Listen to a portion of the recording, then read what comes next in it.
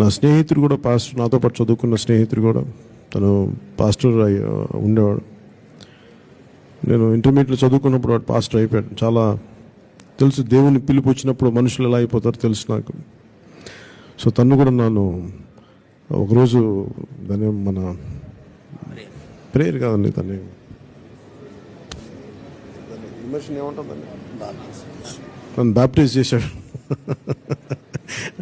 నా మంచి close friend నాకు. అంటే నేను ఎలా నమ్ముతాను, మతాన్ని ఎలా చూస్తాను, దేవుణ్ణి ఎలా చూస్తానంటే, మనకి భగవంతుడికి సర్వ మతాలు ఒకటే మాట చెప్తాయి. సో నేను ఆ రోజు నుంచి కూడా, చిన్న వయసు నుంచి కూడా నాకు అన్ని మతాలు అందరూ ఒకటే.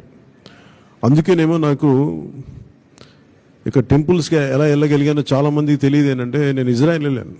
ఇజ్రాయెల్ వెళ్తే నాకు బెత్లెహేమ్ వెళ్ళాను. జీసస్ మనం పుట్టిన ప్రాంతానికి వెళ్ళాను. ఆయన పుట్టిన చూపించారు నాకు, ఇక్కడ పుట్టారని చెప్పి ఆయన మొత్తం ఇవన్నీ ఉన్నాయి.